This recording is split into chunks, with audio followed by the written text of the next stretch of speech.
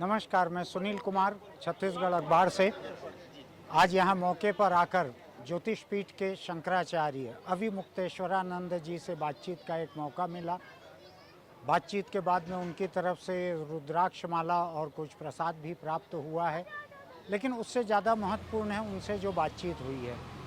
धर्म की जितनी भूमिका हमको सड़कों पर दिख रही है, सार्वजनिक जीवन में, निजी जीवन में जितना उपद्रव हो रहा है, शायद धर्म संबंध न हो, इसका क्या हो सकता है? ये कहाँ ले जा रहा है? असल में क्या हो रहा है कि ये देश है हिंदुओं का, माने हिंदू बहुल देश है, ज़्यादा संख्या में वही है। उनको हिंदू धर्म की शिक्षा नहीं मिल पा रही है। दो कारण हैं। एक तो उनके जितने धर्म ग्रंथ हैं सब संस्कृत भाषा में, और संस्कृत भाषा की पढ़ाई अब लगभग ना के बराबर हो गई है। नाम हो रहा है, जहाँ पढ़ाई हो भी रही है, कुछ विद्यालय गिने चुने हैं, एक ज़िले में एक मान लीजिए, तो वहाँ पर बच्चे पढ़ने नहीं आते हैं। केवल फार्म भरा जाता है, परीक्षा होती है, डिग्री मट जाती है, नाम होता है। कोई उन्हीं में से, लाखों में से एक मन लग जाता है, पूर्व का उसका कोई संस्कार होता है, तो वो फिर पढ़ करके विद्वान, उतने से काम चल रहा है। तो आम जनता, जो हिंदू जनता है, वो धर्म ग्रंथों का पारायण स्वयं नहीं कर पा रही है, क्योंकि संस्कृत भाषा की समस्या हो गई। भाषा नहीं पढ़ा है, इसलिए सब कुछ खत्म हो गया। देखिए, अंग्रेजी जानता है तो अंग्रेजी वाला अंग्रेजी में अपने धर्म ग्रंथ पढ़ लेता है, उर्दू फारसी जानता है तो वो अपना धर्म ग्रंथ पढ़ लेता है। हिंदू की समस्या है कि वो संस्कृत जानता ही नहीं है, तो धर्म ग्रंथ पढ़े कैसे? अब जो धार्मिक लोग हैं, वो जो थोड़े बहुत पंडित संस्कृत पढ़े हैं, उनके ऊपर निर्भर हो गए कि आप बता दीजिए। अब वो भी अधकचरे हैं ज़्यादातर, उनमें से कुछ हैं जो ठीक से बात को समझते हैं, तो सबको तो उपलब्ध नहीं हो सकते, एक समस्या है। दूसरे, हमारे जो विद्यालय हैं, उन विद्यालयों में हमको धर्म की शिक्षा मिल नहीं रही है कि चलो हिंदी भाषा में ही सही, कम से कम कुछ धर्म के बारे में बता दिया जाए। वहाँ पर संविधान हमारा धारा 30 रोक रही है कि बहुसंख्यक हमारे राष्ट्र के विद्यालयों में धर्म की शिक्षा नहीं दे सकता है। तो ऐसी परिस्थिति, अंग्रेज़ों के ज़माने तक हमारे जो विद्यालय थे, उनमें रामचरितमानस का पाठ होता था, गीता का पाठ होता था, राम जी का, कृष्ण का चित्र भीत में लगाया जाता था। अब जब से हम आज़ाद हो गए, आज़ाद होने के बाद ये सब हटा दिया गया। अब तो हालत ये है कि अगर एक अनुवाद के लिए सेंटेंस लगाया जाता है कि राम ने लक्ष्मण को भेज दिया बाजार, तो उसमें भी राम और लक्ष्मण नाम क्यों प्रयोग किया गया, इसलिए इस वाक्य को हटा दिया जाए। यहाँ तक की मांग हमारे देश के मिनिस्टर करते हैं, राजस्थान में ये हो चुका है। तो ऐसी परिस्थिति में हिंदू धर्म की शिक्षा से वंचित हो गया है। अब केवल उतनी शिक्षा उसके पास है कि जैसे भागवत की कथा, रामचरितमानस का सम्मेलन हो जाता है, तो उसमें आके थोड़ी देर के लिए जो बैठते हैं, उसमें जितनी धर्म चर्चा वक्ता बोल दे, उतना ही धर्म जानते हैं लोग। धर्म के मर्म को प्रायः नहीं जान रहे हैं। वो समझते हैं कि धर्म का मतलब है भगवान के सामने जाके खड़े हो, कुछ भेंट पूजा चढ़ाओ और उनसे मांग लो जो मांगना है। इतना ही धर्म रह गया है, इससे ज़्यादा धर्म रह ही नहीं गया। पीला वाला दुपट्टा डाल करके राजनीति कर लो, इतना ही धर्म कि हम बड़े धार्मिक हैं, ये सब हो गया है। तो धार्मिक शिक्षा जब तक नहीं मिलेगी लोगों को, तब तक धर्म की परिस्थिति ऐसी ही रहने वाली है। जो पीला कपड़ा डाल लेते हैं गले में, जो आपने कहा अभी, इस तरह के कपड़े पहनकर जो सड़कों पर उतर आते हैं, और धर्म और राजनीति का इस तरह का जो मेल हो रहा है, क्या ये मेल घातक नहीं हो रहा है?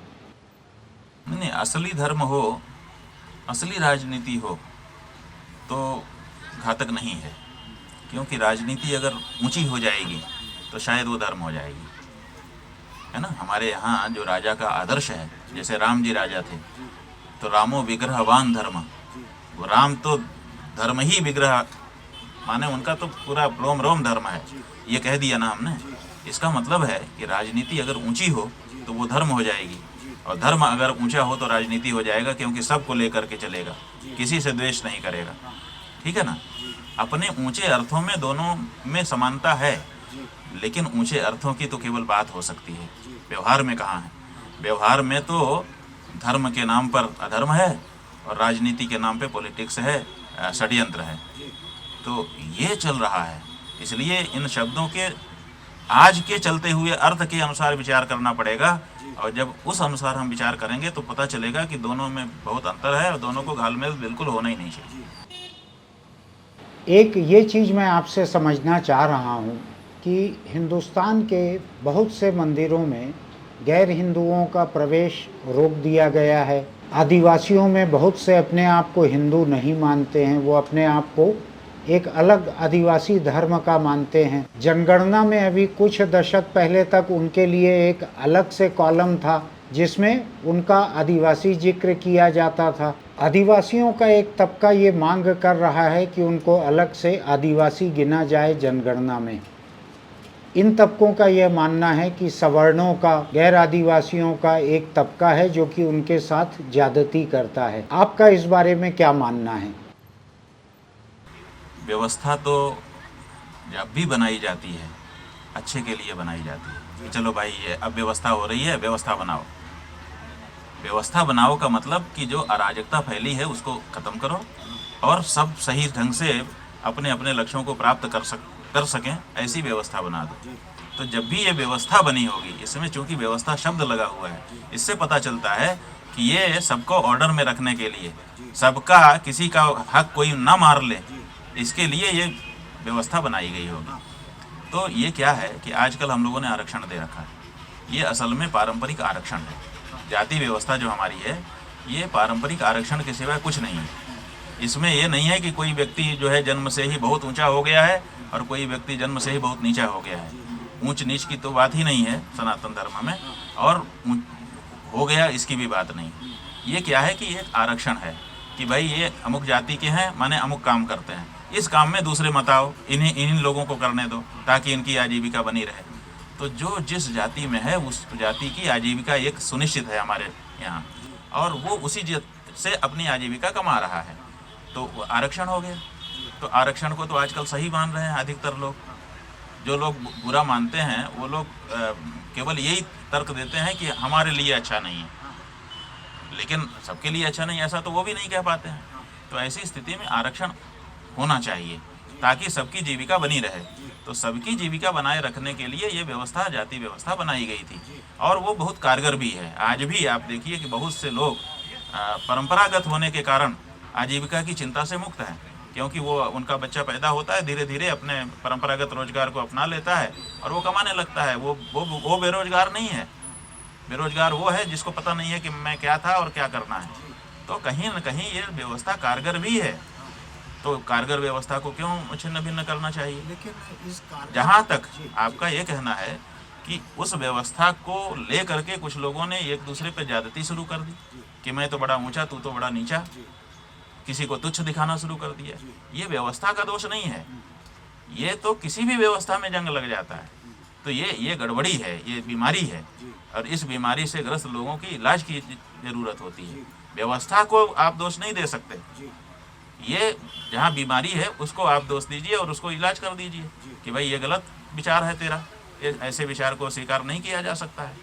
लेकिन उसकी तरफ से मुंह मोड़ करके उसी को प्रश्रय देने की प्रवृत्ति चल पड़ी है, इसीलिए वो जो छोटा सा घाव था वो नासूर बन गया है, और आज पूरी व्यवस्था ही प्रश्न चिन्ह के सामने खड़ी हो गई है। ये जो जाति की व्यवस्था की गई थी उसमें महाराज आपको ऐसा नहीं लगता है कि कुछ लोगों को ऐसी स्थिति में रखा गया था कि वहाँ वो हमेशा नुकसान ही झेलें? नहीं, ऐसा है नहीं, ऐसा नहीं है, ऐसा नहीं है।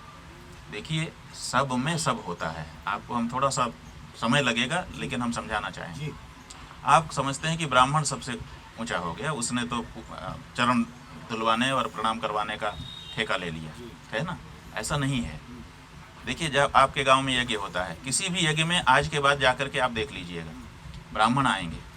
ब्राह्मण आकर के क्या होगा कि यज्ञ जब होता है तो यज्ञ तो चारों वर्णों के लिए होता है, हर जाति के लिए। उसमें हर जाति के काम उसमें सम्मिलित किए गए हैं। तो हर जाति को उसमें से जो जिसके पास धन का संग्रह हो गया है वो अपना धन हर जाति को बांटता है यज्ञ के माध्यम से। असल बात ये है। तो उसमें सफाई वाले आ जाते हैं, फिर निर्माण वाले आ जाते हैं, श्रमिक, उसके बाद सौदा वाला बनिया आ जाता है, फिर सुरक्षा व्यवस्था वाले क्षत्रिय आ जाते हैं, फिर मंत्र बोलने वाले ब्राह्मण आ जाते हैं। इस तरह से सबको धन बट जाता है जी। और सब इकट्ठे भी होकर के आनंद ले लेते हैं। जी। जो ब्राह्मण है अब उनमें देखिए, ये तो मतलब पूरे का हो गया, अब ब्राह्मण का देखिए, अब ब्राह्मण ही यज्ञशाला में प्रवेश करेगा, ठीक है। अब उनमें से एक आचार्य होगा जो केवल आसन पे बैठा रहेगा, वहीं से वो ऐसा करो ऐसा करो ऐसा करो। एक होगा वो मंत्र बोलेगा, जब वो कहेगा आचार्य इशारा करेगा, संकेत करेगा तो वो मंत्र बोलेगा। दूसरा ब्राह्मण जो है वो क्या करेगा, वो आहुति देगा, आग के सामने बैठ करके आंच लगते हुए में कष्ट सहते हुए ऐसे करके लेकिन आहुति देता रहेगा। एक दूसरा होगा वो जहाँ भंडार है वहाँ से तिल, जौ, लकड़ी, गोहरी वो सब लाएगा, ले जाएगा, यज्ञशाला को झाड़ू सवेरे लगाएगा, पुताई करेगा, लिपाई करेगा। अब समझिए, ब्राह्मण एक जैसा थोड़े है। ब्राह्मण में एक जो है बहुत ऊंचे स्थान पे बैठ गया और एक बहुत नीचे स्थान पे वो लिपाई कर रहा है, सामान उठा रहा है, ले आ रहा है। एक तरह के ब्राह्मणों में शूद्र हो गया वो। ब्राह्मण है लेकिन शूद्र का काम कर रहा है, उठाई धरी का काम कर रहा है, आदेश का पालन कर रहा है। तो इसका मतलब ऐसे ही अब जैसे आपके रायपुर नगर है, रायपुर नगर में अगर आरक्षण हो, धार्मिक आरक्षण, तो जब सीवर लाइन बनेगी, आप यही कहना चाहते हैं कि एक को तो सीवर लाइन ही देगी, तो जब सीवर लाइन की सफाई शूद्र करने के लिए आएगा, ठीक है, तो क्या होगा, पहले एक एयर कंडीशन ऑफिस होगा, उसमें एक शूद्र इंजीनियर बैठेगा, वो नक्शा बनाएगा। वो भी तो आखिर तो सीवर का काम कर रहा है ना, लेकिन वो एग्जीक्यूटिव है, इसलिए वो एयर कंडीशन कमरे में बैठेगा, टेबल कुर्सी पे बैठेगा और वो बैठ करके वहाँ नक्शा बनाएगा। उसके बाद फिर दूसरा शूद्र आएगा, वो ट्रक लगा करके पाइप लोड करेगा, फिर खुदाई करेगा, ये करेगा वो करेगा। और तीसरा जो होगा फिर ज़रूरत जब लाइन पड़ जाएगी तो उसकी देख रेख करेगा, चौक हो जाएगी तो मेन हॉल में उतर करके भी कभी कभी साफ करेगा। तो उनमें भी चार तरह के हो गए ना।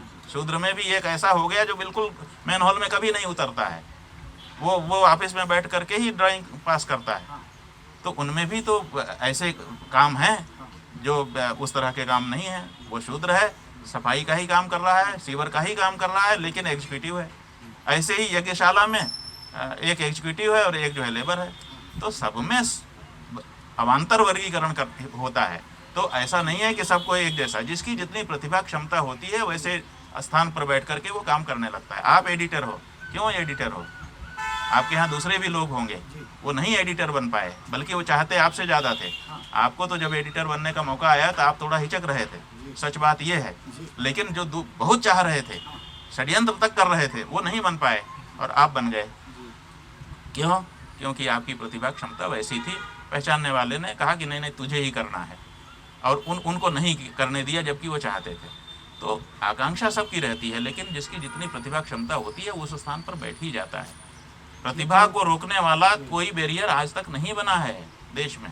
ये तो आप मेरे भूतकाल का ब्यौरा दे रहे हैं, ऐसा लग रहा है। नहीं, ब्यौरा का मतलब यही सब जगह की परिस्थिति नहीं, क्योंकि मुझको जब बनाया जा रहा था एडिटर तो मैं 3 साल तक प्रोटेस्ट करते रहा। हाँ, तो हम जान गए ना, क्योंकि जो प्रतिभाशाली व्यक्ति होता है उसकी यही परिस्थिति होती है, लेकिन वो उसको रोका नहीं जा सकता है, वो पहुंच जाता है। मैं एक चीज़ ये समझना चाह रहा हूँ, आज जगह जगह दलितों पे, आदिवासियों पे जो जुल्म हो रहे हैं, और जाहिर तौर पे गैर दलित देखिए, और जहाँ तक हम पहले जवाब दे दें, आपने दूसरा इसी में प्रश्न पूछा था कि दलित लोग पहले ही एक अनुसूची बनी थी जिसमें उनको अलग से गिना जाता था, आदिवासियों को अलग से गिना जाता था।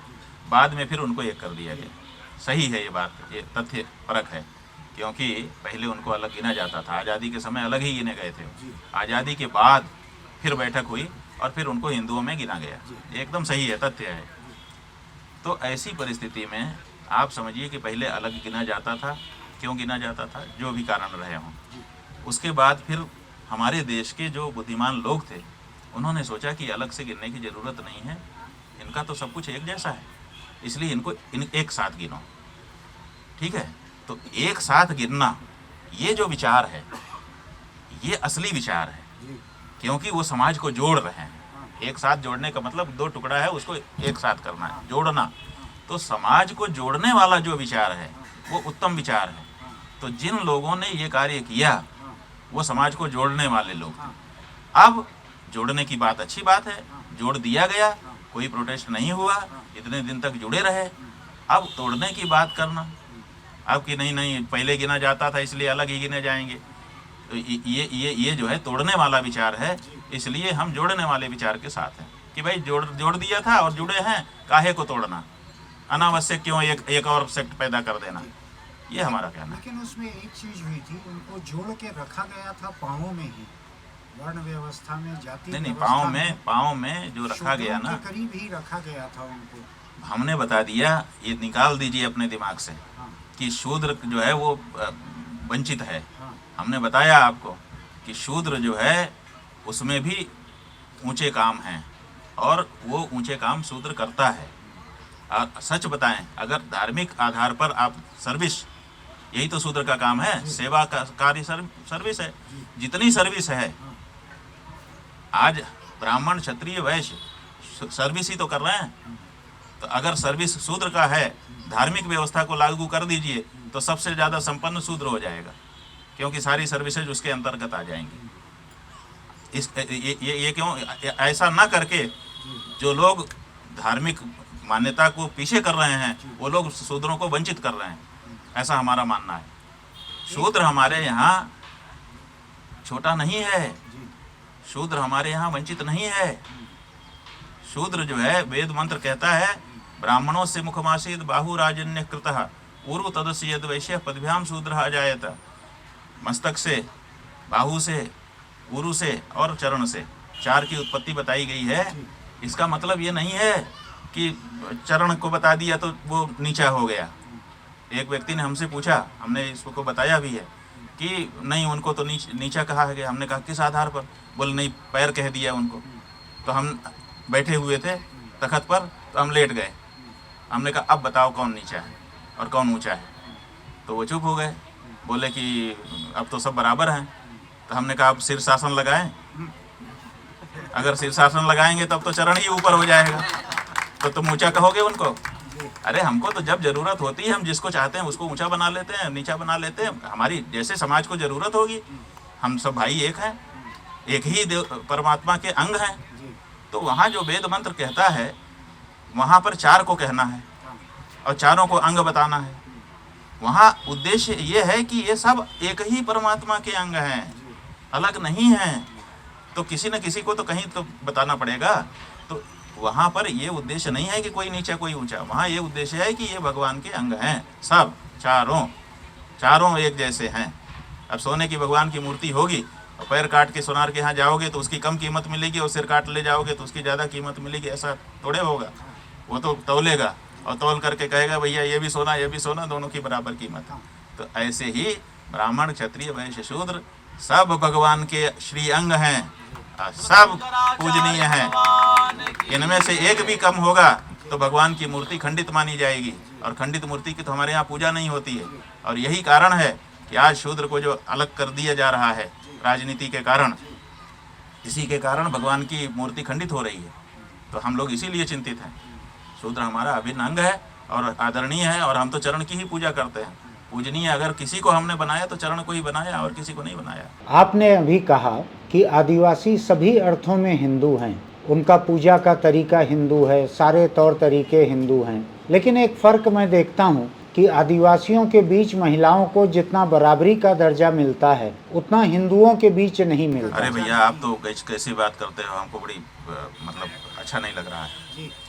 हमारे यहाँ महिला जो है उसको व्यक्ति के रूप में देखा जाता है। हम ये नहीं देखते हैं कि हमारे घर में एक महिला है एक पुरुष है, हम ये देखते हैं कि हम 2 हैं। नहीं समझे आप?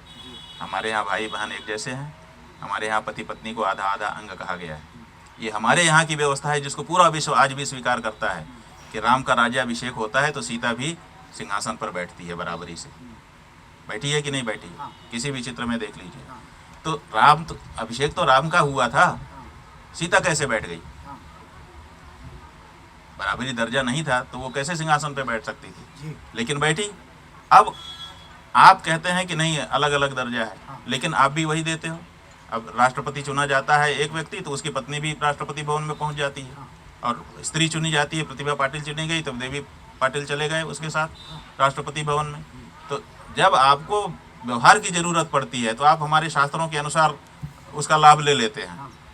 ठीक है भाई, जब राष्ट्रपति देश के विधायकों और सांसदों के वोट से चुना जाता है, तो राष्ट्रपति भवन में रहने वाली जो उसकी पत्नी है या उसका पति है, वो किस आधार पर राष्ट्रपति भवन में घुस जाता है और किस आधार पर फर्स्ट लेडी और फर्स्ट मैन हो जाता है? इसका कोई आधार तो होना चाहिए। वो जीवन साथी के जीवन साथी से क्या मतलब है, जब सब इंडिविजुअल हैं, सबका अपना अपना अधिकार है, तो इस मामले में उसका जीवन साथी के साथ अधिकार कैसे हो जाता है? चुनाव तो एक व्यक्ति ने लड़ा ना, तो चुनाव जब एक व्यक्ति ने लड़ा तो वही राष्ट्रपति भवन में जाना चाहिए, दूसरा उसके साथ कैसे घुस जाता है? इसका मतलब है कि इस मामले में आप मानते हो कि पति पत्नी अलग नहीं किए जा सकते, लेकिन बाकी मामलों में आप दोनों के अधिकार अलग अलग बताते हो कि साहब दोनों अलग हैं, दोनों के अपने अपने अधिकार हैं। तो ये दो रंगी चाल हो गई ना, ये तो ठीक नहीं है। लेकिन महाराज बराबरी का दर्जा तो महिलाओं जो को नहीं मिलता है। सुनिए, हमारे यहाँ हमने बता दिया, राम जी अभिषेक पाते हैं, सीता उनके बगल में बैठती है, बराबरी का दर्जा है। अब ये प्रैक्टिस में देखिए दो चीज होती है, एक होता है नीति निर्माण, नीतिगत रूप से हमारे यहाँ कोई अंतर नहीं है, दोनों एक स्थिति के हैं, एक परिस्थिति है उनकी, लेकिन प्रैक्टिस व्यवहार जो है, उस व्यवहार में ये अंतर हो गया। क्यों अंतर हो गया? क्योंकि हमारे यहाँ मुगल आ गए, हमारे यहाँ अंग्रेज आ गए, और मुगलों में और अंग्रेजों में स्त्री को नीचे का दर्जा है, जान लो आप, वो बराबर से दर्जा नहीं है उनके यहाँ। और इसी कारण से 1000 साल हमारे पास रहे और उन्होंने यहाँ के लोगों पर भी प्रभाव डाल दिया, जिसके कारण हम भी थोड़ा थोड़ा ऐसा व्यवहार करने लगे जैसे ये हमारी कोई मालिकाना वस्तु हो, और उसके साथ उसी तरह का व्यवहार करने लग गए। लेकिन मुगल कालीन भारत के पहले का जो भारत है, आप वहाँ पे देख लीजिए, स्त्री पुरुष में कोई ऐसा अंतर नहीं है, हर कार्य में स्त्री और पुरुष मिल करके कार्य करते रहे हैं। और जैसे जैसे ये बुखार जो चढ़ गया था हमारे ऊपर, रोग जैसे जैसे उतरेगा, पुनः वहीं आ जाएंगे। हम कहते हैं कि धर्मशास्त्रों की पढ़ाई शुरू करवा दो, अगर महिला जो है बराबर ना हो जाए, बराबर क्या, बराबरी में तो हम रख ही नहीं सकते हैं, हम तो सदा उसको आगे रखते हैं, लेडीज फर्स्ट, ये भारत की भावना है। तो हमारे यहाँ पे हमारे यहाँ ये देखिए है, मैं सन्यासी हो गया, सन्यासी होने का मतलब पूरे संसार के सब संबंधों का त्याग, सब संबंधों का त्याग। अब हमारे लिए कोई हमारा संबंधी नहीं रहा। सन्यास में छोड़ा क्या जाता है, ये घर मकान दुकान, तो ये तो मान लो किसी के ना हो तो क्या छोड़ेगा वो, लेकिन संबंध सबके होते हैं। तो सबसे ज़्यादा पहला त्याग की कोई वस्तु अगर है वो है संबंध। हम जब सन्यासी होते हैं सबसे पहले संबंधों को तोड़ते हैं, चटका देते हैं कि खत्म भैया। लेकिन ऐसा सन्यासी जो सारे संबंधों को समाप्त कर देता है, वो भी अगर उसकी माँ जन्म देने वाली सामने आ जाए तो साष्टांग प्रणाम करने का नियम है उसका। ये भारत है, ये धर्मशास्त्र है। पिता आ जाए तो नहीं करेगा, पिता अगर हमारे सामने आ जाए तो वो हमारे चरणों में माथा रख के प्रणाम करेगा हमारे धर्मशास्त्र के अनुसार। लेकिन अगर माँ आ जाए तो सिंहासन से हमको उठना पड़ेगा, साष्टांग दंडवत प्रणाम उसको करना पड़ेगा। ये धर्मशास्त्र हमारा कहता है। इतना मान है जी, ये धर्मशास्त्र न पढ़ने के कारण जो कुछ प्रैक्टिस में हो रहा है, अन्यथा हमारे यहाँ तो देवी है। जो आपने मुगलों का, अंग्रेज़ों का कहा कि उनके राज की वजह से ये फर्क पड़ा, लेकिन आदिवासी भी तो उन्हीं के राज में रहे, उन पर तो ऐसा फर्क नहीं पड़ा। राज में नहीं रहे, देखिए वो उनका जंगलों में राज नहीं रहा, यहाँ तक कि उनका दक्षिण में भी राज नहीं रहा। आप अभी दक्षिण चले जाइए, दक्षिण में और उत्तर में स्त्रियों के बारे में दो तरह की भावना दिखाई देगी। दक्षिण की स्त्रियां, बहनें हमारी, माताएं हमारी, आज भी कंधे से कंधा मिला करके हर जगह पर दिखाई देंगी। उत्तर भारत में ऐसा नहीं दिखेगा। उत्तर भारत में विदा कराने के लिए जब पति जाता है मायके, आप उत्तर भारत के गांव में जाके देख लीजिए, तो जब विदा करा के निकलता है तो 1 किलोमीटर दूर वो पहले चला जाता है, तब वो लड़की कन्या निकलती है, और फिर वो धीरे धीरे धीरे जाती है। माने लोगों के सामने साथ आते ही नहीं है। हमने अपने माता पिता को एक साथ देखा ही नहीं जिंदगी भर, जब तक घर में रहे, कि ये लोग कभी साथ होते हैं। ये उत्तर भारत की स्थिति है। और दक्षिण भारत में हर काम में बगल में बैठी हुई है, हर कार्य कर रही है। क्यों? क्योंकि वहाँ पे उनका प्रभाव नहीं गया। ऐसे ही जंगलों में भी उनका प्रभाव नहीं गया, इसलिए आदिवासी अपने जगह पे हैं, जब हमारी परंपरा थी। अभी आप इतिहास के बारे में कह रहे थे तो मैं सुन रहा था लेकिन वो आपने अलग कहा, इस इंटरव्यू को हम अलग से ब्रॉडकास्ट करेंगे। तो इसके बारे में मैं जानना चाह रहा हूँ कि इतिहास से आज मुग़लों को निकाल दिया गया, अंग्रेज़ों को निकाल दिया गया, गांधी के कुछ हिस्सों को निकाल दिया गया, औद्योगिक क्रांति को निकाल दिया गया, तो इस पर आप क्या कहेंगे? नहीं, हमने बता दिया, आपने सुना हो, फिर से बता देते हैं कि देखिए, दो दृष्टि है। एक दृष्टि ये है कि जो हमारे काम का नहीं है उसको हमको क्यों पढ़ना है, हम अपने काम का पढ़ लेते हैं। तो हमारे पूर्व पुरुष जो हैं उनका इतिहास हम पढ़ेंगे, उनसे जो प्रेरणा हमको प्राप्त करनी होगी वो प्राप्त करेंगे। और हमने उदाहरण दिया कि जैसे हम हिंदू हैं तो हिंदू पूजा पाठ की तौर तरीके पद्धतियाँ पढ़ेंगे, मुस्लिम जैसे नमाज पढ़ता है उसको सीखने की हमको ज़रूरत नहीं, तो हमने ध्यान ही नहीं दिया, कभी सीखा ही नहीं, वो ठीक है। लेकिन अगर हम इतिहास पढ़ रहे हैं, ये तो एक बात हो गई कि हम अपने पूर्वजों का पढ़ना चाहते हैं, बस बाकी पढ़ना ही नहीं चाहते हैं, बाकी ध्यान ही नहीं देना चाहते हैं, वो अलग बात है। लेकिन इससे क्या होगा कि हम प्रेरित तो होंगे लेकिन एकांगी होंगे। इतिहास किस लिए पढ़ा जाता है? इतिहास इसलिए पढ़ा जाता है कि उसमें कुछ अच्छी घटनाएं हैं, कुछ बुरी घटनाएं हैं, लोगों के जीवन में ऐसे ऐसे प्रसंग आ गए, अवसर आ गए, उस समय उन्होंने क्या निर्णय लिया, कैसे आगे बढ़े, कैसे लक्ष्यों को प्राप्त किया, कहाँ चूक गए, ये सब हमको समझना होता है। तो हम बच्चे को इतिहास इसलिए पढ़ाते हैं, इतिहास को पढ़कर सीख हम बीते दिनों से नए युग का करें स्वागत। तो उससे हम सीखते हैं कि हमारे जीवन में जब ऐसी परिस्थितियाँ आएंगी तो हमको क्या कर्तव्य है। अमुक ने ऐसा स्टेप लिया था, वो गिर गया था, इसलिए ऐसा स्टेप हमको नहीं लेना है, या उन्होंने ये रास्ता अपनाया था तो उनको लाभ हो गया था, इसलिए हमको ये रास्ता अपनाना है। तो इतिहास पढ़ाया ही इसलिए जाता है कि बच्चे की दृष्टि विकसित हो और वो प्रसंग आने पर क्या कदम हमको आगे रखना है इसका निर्धारण कर सके स्वयं से, स्वविवेक से। इसके लिए ज़रूरी है कि जो भी इतिहास हो, अच्छा बुरा, वो परोसा जाए और उसको ऐसी एक दृष्टि दी जाए जिससे वो अपने विवेक का प्रयोग करते हुए सही निर्णय अपने जीवन में कम से कम ले सके। इतिहास को लेकर सेलेक्टिव ऐसे नहीं होना चाहिए। हाँ, माने होंगे, होंगे तो क्या होगा कि हमारे सामने परिस्थिति वैसी तो नहीं होगी। अगर हम ऐसे किसी देश में रहें जिसमें एक ही तरह के लोग रहते हों, तब तो हम वो पढ़ के चल जाएगा। लेकिन हम तो सबके बीच में रह रहे हैं ना, तो सबके बारे में अगर हम नहीं जानते रहेंगे, गुण दोषों का विवेक हमको नहीं होगा, तो निर्णय कैसे ले पाएंगे। इसलिए इतिहास के मामले में हमारा ये कहना है कि बच्चों को सेलेक्टिव होकर के नहीं बताया जाना चाहिए, उनको सब बात सामने रखनी चाहिए। अगर निरूपण में कोई किसी ने कुछ पक्षपात किया हो तो उसको हटाना चाहिए, लेकिन पढ़ाना सब चाहिए। एक दूसरा विवाद जो सामने आया है, वो कुछ साल पहले शंकराचार्य जी ने भी इस बारे में कहा था कि हिंदुस्तान के बहुत से हिंदू मंदिरों में वहाँ शिरडी के साईं बाबा को स्थापित कर दिया गया है। ऐसा लगता है कि शिरडी साईं बाबा के प्रति भक्ति भाव ज़्यादा है, उस पर चढ़ावा ज़्यादा आता है, इसलिए हिंदू मंदिरों में कहीं हनुमान मंदिर में, कहीं शंकर के मंदिर में साईं बाबा को बिठा दिया गया है। तो इस बारे में आपका क्या कहना है? ऐसा है कि जहाँ तक हम लोगों की अपनी जानकारी है जी, वो ये है कि कोई ऐसी भक्ति भावना नहीं जागृत हुई। मनोज कुमार नाम के एक फिल्म एक्टर थे, उन्होंने एक फिल्म बनाई। इससे पहले एक और फिल्म आई थी जिसका नाम था संतोषी माँ, और उसमें बहुत अच्छे अच्छे गाने बनाए गए, जय जय संतोषी माता, जय जय माँ, मैं तो आरती उतारूँ रे संतोषी माता की, आदि आदि। और इतने बढ़िया धुन थी उनकी कि, और उस समय वो कैसेट, क्या कहते हैं उसको,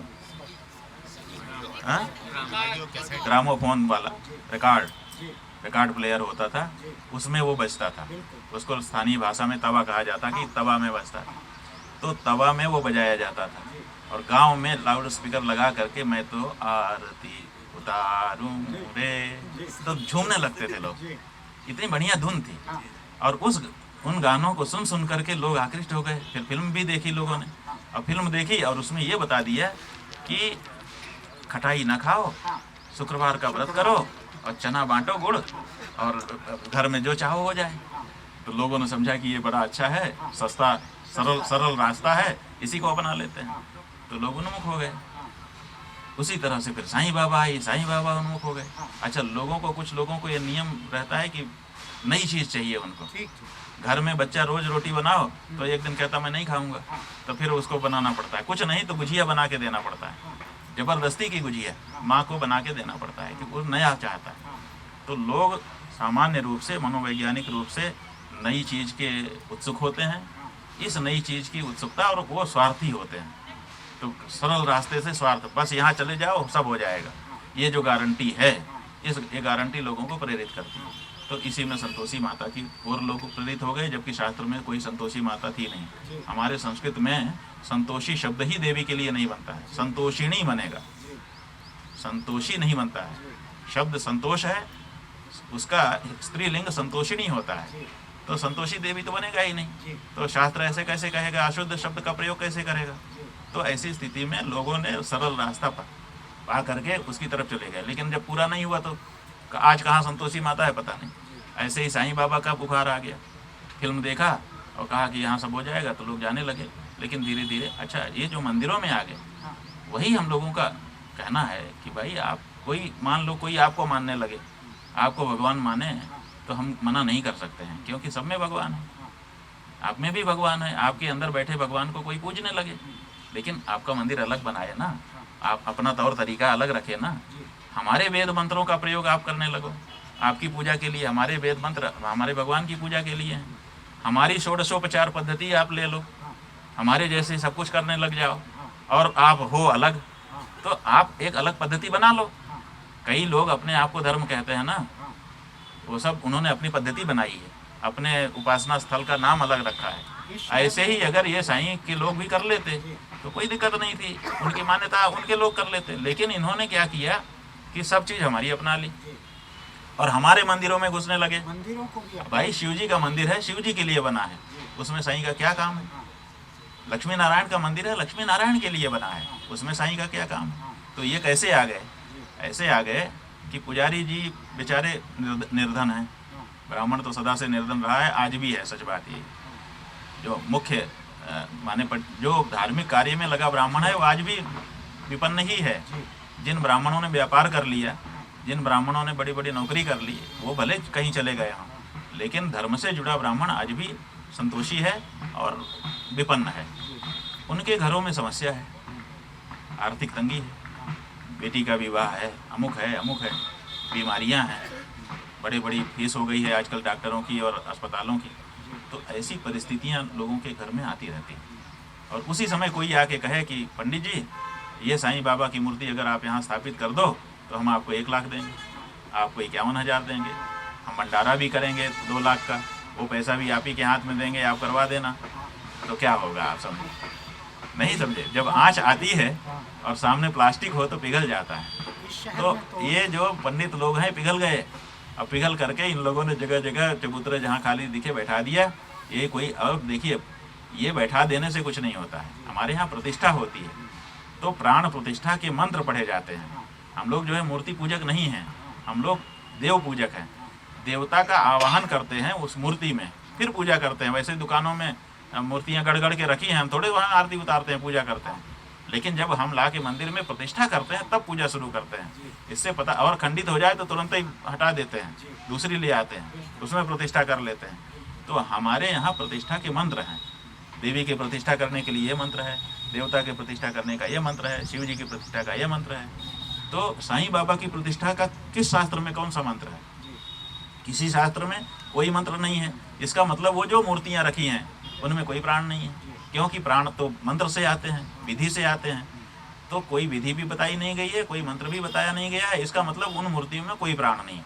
और जो निष्प्राण है वो आपको क्या कुछ देगा, नहीं समझे आप। तो इसीलिए इनको क्या करना पड़ता है, ओम साईं राम, साईं चालीसा, साईं पुराण, हमारे शब्द मिलाने पड़ते हैं। माने अगर केवल साईं से काम चल जाता तो राम क्यों, साईं राम क्यों मिलाते? क्योंकि साईं से कुछ पूर्ति होती नहीं है, तो राम मिला देते हैं तो थोड़ा थोड़ा पूर्ति हो जाती है। तो लोगों को भ्रम हो जाता है कि शायद साईं के कारण हुआ होगा, अन्यथा वो सीधे अपने साईं से काम करते, साईं से ही सब कुछ करते। तो हाल मिल गए। साईं गायत्री क्यों, तुम साईं का बना लो ना कलमा, या कुछ और नया नाम रख करके बना लो, लेकिन वो फिर उसमें शक्ति आनी चाहिए। वो शक्ति कहाँ से आएगी? तो ये जो हुआ है ये ठीक नहीं है। इसीलिए हम लोग कहते हैं कि भाई हमारे जिस देवता के लिए जो मंदिर बना है उस देवता के लिए वो मंदिर होना चाहिए, उसमें घुसपैठ किसी को दूसरे को नहीं कराना चाहिए। ये करा दिया गया है, वो सही नहीं है। धीरे धीरे जब सनातनी जनता को बात समझ में आ रही है, कई जगह से हट भी गई। ये जो बहुत तरह के बाबा सामने आ गए हैं, जो तरह तरह के चमत्कार दिखाते हैं, उनमें से कुछ लोग बीमार को ठीक करने का दावा भी करते हैं। हम कहते हैं कि बीमार को अगर ठीक कर सकता है कोई बाबा अगर किसी बीमार को ठीक कर सकता है तो अस्पतालें क्यों चल रही हैं? हमारे देश में अस्पताल क्यों बन रही हैं? क्यों भारत की सरकार को हर प्रदेश में एम्स बनाना पड़ रहा है? क्यों एक एक ज़िले में, एक एक तहसील में चिकित्सालय क्यों बनाए जा रहे हैं? आप लोग आगे आइए ना, ठीक कर दीजिए। उसके लिए भी नहीं आएंगे, नहीं वो हम दवा भी करो और ये भी हम साथ में करेंगे। ये जो संघ बाजा जानते हो कि नहीं आप? एक राजा के दरबार में कलाकार जाते थे, क्योंकि वो बहुत अच्छा राजा था, कला को बहुत मानता था। कोई भी कला प्रदर्शित करे तो बहुत इनाम देता था। तो एक ऐसा व्यक्ति था जो कुछ कला नहीं जानता था, लेकिन उसको आर्थिक ज़रूरत थी। उसने सोचा क्या करूं, बुद्धिमान था, तो उसने एक दल जा रहा था कलाकारों का, तरह तरह के वाद्य यंत्र थे उनके पास। तो उनसे कहा आप लोग कहाँ जा रहे हैं? बोले हम तो राजा के यहाँ जा रहे हैं, हम प्रदर्शित करेंगे अपनी कला, इनाम लेंगे। कहा हमको भी साथ कर लीजिए। बोले कि तुम कौन सी कला जानते हो? बोले हम तो कोई कला नहीं जानते। तब कहा कैसे हमारे साथ जाओगे? बोले मैं अपनी बुद्धि से काम कर लूँगा, केवल आप अपने साथ हमको ले लीजिए। ठीक है, राजा के दरबार में चले गए। राजा ने देखा कि सब बजा रहे हैं, एक ये भी बजा रहा, इसका कुछ अटपटा ही था, कुछ वाद्य यंत्र, और ये अपना ऐसे ऐसे करके बजा रहा था। राजा ने सोचा कि अगर हम ये पूछेंगे कि ये कौन सा वाद्य यंत्र है तो भरी सभा में लोग समझेंगे कि हम सब वाद्य यंत्रों को नहीं जानते हैं, ज्ञान की हमारे अंदर कमी है, तो क्या करें? तो उसने तरीका निकाल लिया। जब सब पूरा हो गया, उन्होंने कहा भाई अब इंडिविजुअल, अकेले अकेले अपना अपना वाद्य, अपने नाम बताओ, नाम बता के वाद्य बजाओ। तो सब ने अपना अपना नाम बता के वाद्य का बजा दिया। फिर उसका नंबर आ गया, बोले आपके नाम वाद्य का नाम बताइए, और जैसा सब ने किया। ऐसा नहीं हम तो जानते ही हैं। कहा हुजूर ये हमारा वाद्य है, अद्भुत वाद्य। कहा इसका नाम है संघ बाजा। कहा ठीक है, अब बजा के दिखाइए। बोले हुजूर पहले ही बता दिया आपको, इसका नाम संघ बाजा है। कहा संघ क्या मतलब है? कहा जब बाकी बजेंगे उन्हीं के साथ बजता है, अकेले नहीं बजता है। तो ऐसे ही कुछ चीज़ें ऐसी होती हैं जो संघ बाजा होती हैं, अकेले नहीं बजती हैं। तो ये जिनका प्रसंग आपने पूछा है, ये संघ बाजा हैं, अकेले बज के दिखाएं तो जाने हम। आपसे और बहुत सी बात करने की इच्छा थी, लेकिन समय आपका हो रहा है। हाँ देखिए, बात ये है ना कि एक आखिरी सवाल आपसे, आप छात्र राजनीति में रहे हैं, विश्वविद्यालय में रहते हुए आपने छात्र राजनीति की है, तो आज सड़कों पर छात्र जिस तरह से धर्म का नाम लेकर, धर्म के झंडे डंडे लेकर सामने हैं, उनके कामकाज का कोई ठिकाना नहीं है, लेकिन धर्म उनके लिए मुद्दा बना हुआ है। दुर्भाग्यपूर्ण है।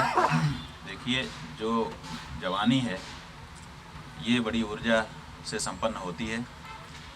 ऐसे समय में अगर सकारात्मक किसी कार्य में उनको लगा दिया जाए तो बहुत बड़ी उपलब्धियां हो सकती हैं। लेकिन यही समस्या है हमारे देश में, जहां ऊर्जा है उस ऊर्जा का उपयोग करने की अभी क्षमता नहीं। ऊर्जा है हमारे पास, लेकिन उसका उपयोग करने का सहूर हमको नहीं।